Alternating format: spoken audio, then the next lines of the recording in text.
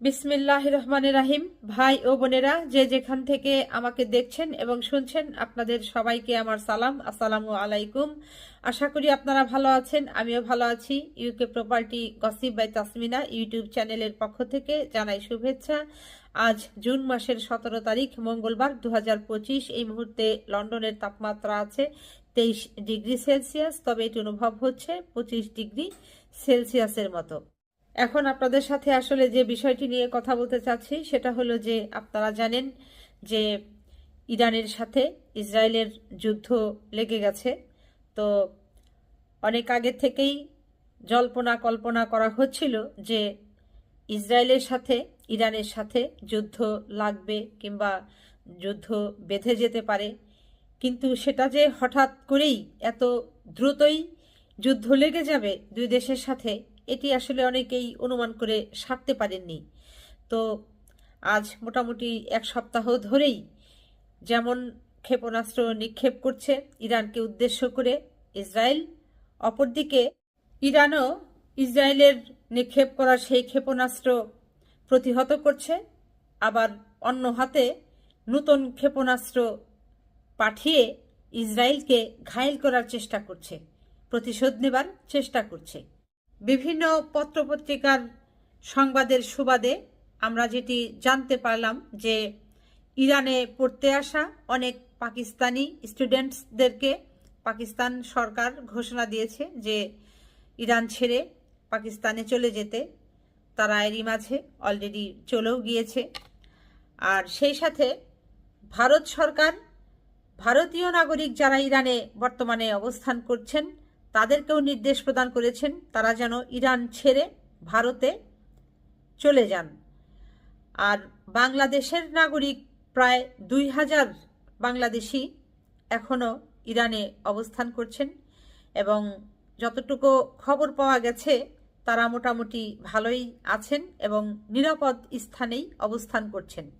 কিছুক্ষণ আগে আরও একটি খবর যেটি প্রকাশ হয়েছে যে ইসরায়েল থেকে নাগরিকদের সরানোর সুযোগ নেই, মার্কিন দূতাবাস থেকে এটি বলা হয়েছে।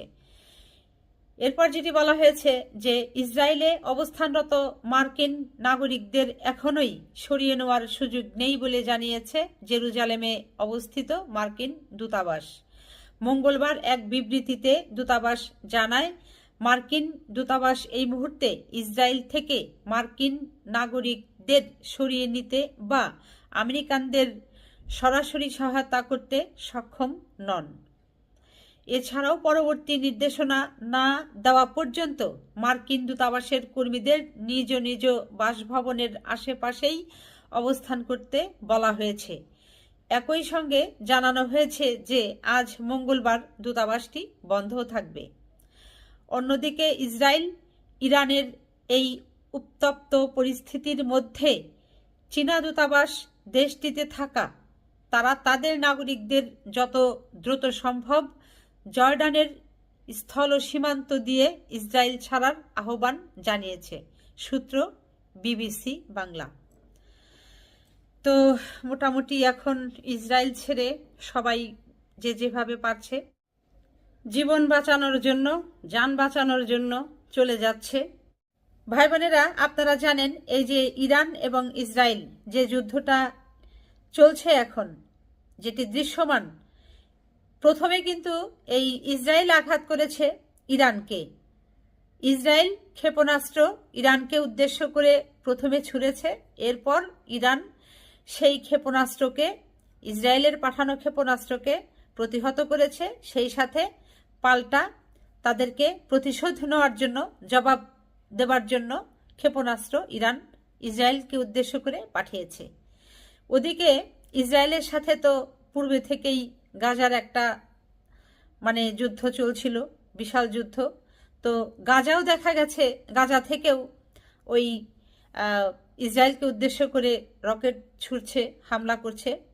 ওদিকে আবার ইয়েমেন থেকেও এই হামলা চালাচ্ছে ইসরায়েলের ওপর।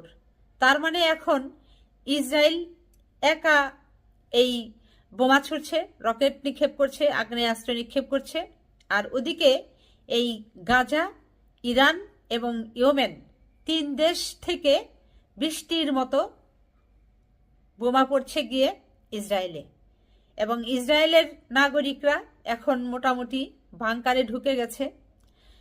তো বাকিটা যে কি হবে সেটা একমাত্র উপর আল্লাহই জানে। এই মুহূর্তে ইরানের আশেপাশে যে দেশগুলো আছে তারাও অনেক চিন্তিত আছেন যে কখন দু চারটা আবার ওই ইরানের টার্গেট ফেল হয়ে গিয়ে সেই দেশে যদি পড়ে তাহলে তাদের অবস্থা কেমন হবে। তো যাই হোক ভাই বোনেরা, সবাই ভালো থাকবেন, সুস্থ থাকবেন এবং আমার জন্য দোয়া করবেন। আমার এই চ্যানেলটিতে লাইক, কমেন্ট, শেয়ার এবং সাবস্ক্রাইব করবেন। আসসালামু আলাইকুম, আল্লাহ হাফেজ।